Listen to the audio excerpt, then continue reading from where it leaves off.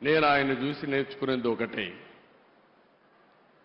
ఆ రోజు హైదరాబాద్లో నేను ముఖ్యమంత్రి అయినప్పుడు వినూత్నమైన విధంగా సైబరాబాద్ డెవలప్ చేయడం, అనేక కార్యక్రమాలు చేశాను. ఆ రోజు ఆయన పూర్తిగా ఆలోచనలన్నీ భాగం పంచుకుని ఈరోజు హైదరాబాద్లో జరిగిన అభివృద్ధిలో ఆయన ఆలోచనలున్నాయి, ఆయన స్ఫూర్తి ఉంది. ఆ తర్వాత అమరావతి వచ్చినప్పుడు నేను ఏ పేరు పెట్టాలని ఆలోచించినప్పుడు ఆయన ఒక రీసెర్చ్ చేసి మీరు ఏ పేరంటే ఆ పేరు పెడితే కరెక్ట్గా రాదు, అమరావతిని పేరు పెట్టండి, దీనికి జస్టిఫికేషన్ ఇదని చెప్పి నాకు ఒక రీసెర్చ్ చేసి రీసెర్చ్ పేపర్ పంపించిన వ్యక్తి రామోజీరావు గారు అని చెప్పి నేను మీకు తెలియజేస్తున్నా. అది పేరు పెట్టిన తర్వాత నేను చూస్తే ప్రపంచం అంతా కూడా అమరావతి అంటే మారుమోగింది, బ్రహ్మాండంగా ఆమోదం వచ్చింది. నాకే ఆశ్చర్యం వేసింది. అలాంటి 100% ప్రజలు ఆమోదించిన నగరం మన అమరావతి. 5 సంవత్సరాలు ఇబ్బంది పడింది, కానీ ఏమాత్రం అనుమానం లేదు, మళ్లీ అమరావతి దశ దిశ మారుతుంది. ఈ అమరావతి నగరం తెలుగు జాతి ఉజ్వల భవిష్యత్తుకు నాంది పలుకుతుందని చెప్పి కూడా నేను మీకు తెలియజేస్తున్నాను. అలాంటి సందర్భాలు చాలా ఉన్నాయి రామోజీరావు గారితో. ఆయన అందరికీ సజెషన్స్ ఇస్తారు. ఎవరో ఆయన దగ్గర పోయి ఆయన ఎవరిని పిలవడు. నేను చూసింది ఆయన జీవితంలో. ఎవరు రావాలని కోరుకోడు, కానీ ఎవరైనా వస్తే తగిన గౌరవం ఇవ్వడం, ఫ్రాంక్గా ఆయనకు తోచిన అభిప్రాయాలు చెప్పడం ఆయనకు అలవాటు.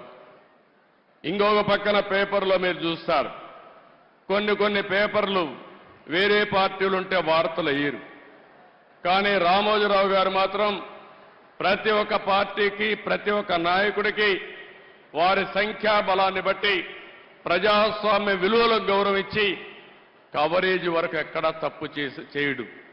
ఆయన అభిప్రాయాలుంటే ఎడిటోరియల్ పేజీలో చెప్తాడు తప్ప, లేకపోతే ఎప్పుడన్నా అవసరమైతే ఇది తప్పని ఎండగడతాడు తప్ప అవతల వ్యక్తులు చెప్పిన విషయాల్ని ఎక్కడా కట్ చేసిన సందర్భాలు లేవు. అలాంటి వ్యక్తి నా జీవితంలో నా మీద ఎన్నో వార్తలు రాస్తే ఒక్కరోజు కూడా ఒకే మాట అన్నారు, మీరు రాజకీయాల్లో ఉన్నారు, నేను ఈరోజు పత్రికా రంగంలో ఉన్నాను, మన ఇద్దరం కలిసినా మీరు ఎన్నిసార్లు కలిసినా నా స్వేచ్ఛకు భంగం రాకూడదు, మీ స్వేచ్ఛకు కూడా భంగం కలిగించను, నేను మిమ్మల్ని ఏమి అడగను, నన్ను మీరేమి అడగద్దని చెప్పి 40 సంవత్సరాలు నమ్మిన సిద్ధాంతం కోసం పనిచేసిన వ్యక్తి రామోజీరావు గారని చెప్పి కూడా నేను మీకు తెలియజేస్తున్నా. అలాంటి మహనీయుడు, రాష్ట్రం కోసం పాటుపడిన వ్యక్తి, విలువల కోసం ప్రతిరోజు పనిచేసిన వ్యక్తి. ఓసారి అనిపిస్తుంది అందరం కోరుకుంటే కూడా రాదేమో, కానీ ఆయన ఒకటే కోరుకున్నాడు, నేను పని చేస్తూ చనిపోవాలని ఆయన కోరిక. అదే చివరి రోజుల్లో జరిగిందని చెప్పి కూడా నేను మీకు తెలియజేస్తున్నా. నిరంతరం పనిచేయాలనేది ఆయన ఆలోచన.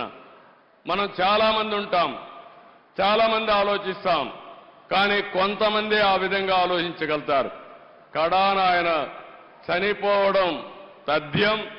చనిపోయేటప్పుడు ఏ విధంగా చేయాలనో కూడా చెప్పి, ఆయన ఎక్కడ అంత్యక్రియలు చేయాలనో చెప్పిన వ్యక్తి, దానికి అరేంజ్ చేసిన వ్యక్తి.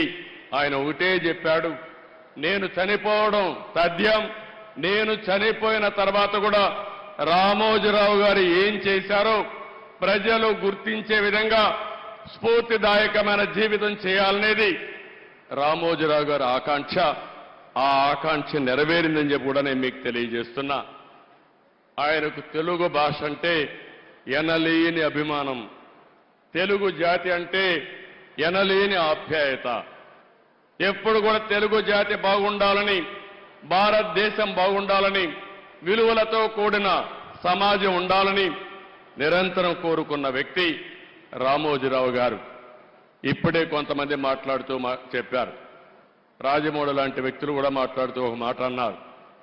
ఆయన చేయాల్సిందంతా చేశారు, మనమేం చేయాలి? ఈ సందర్భంగా ఆంధ్రప్రదేశ్లో ఉండే, తెలంగాణలో ఉండే తెలుగు వారందరికీ విజ్ఞప్తి చేస్తున్నా, మనం కోరుకునేది తెలుగు జాతికి ఆయన చేసిన సేవల కోసం ఈ వ్యవస్థ చిరస్థాయిగా ఉండాల్సిన అవసరం ఉంది. ఈ లెగసీని కంటిన్యూ చేయాల్సిన అవసరం ఉంది. అందుకే కిరణ్ గారిని, వారి కుటుంబ సభ్యులను కోరుతున్నా. అదే మరి వారి పిల్లలు ఉన్నారు ఇక్కడ. ఆయన స్థాపించిన వ్యవస్థ ఆయన కుటుంబ సభ్యులదే కాదు, 10 కోట్ల తెలుగు ప్రజానికానిది, ఆయన ప్రజల ఆస్తి. అలాంటి ఆయన స్థాపించిన వ్యవస్థల్ని భావితరాలకు అందించే బాధ్యత వారు తీసుకుంటే, మనందరం కలిసి ఆయన స్ఫూర్తి ఎల్లప్పుడూ తెలుగు జాతిలో ఉండే విధంగా మనం ఆలోచించాల్సిన అవసరం ఉంది.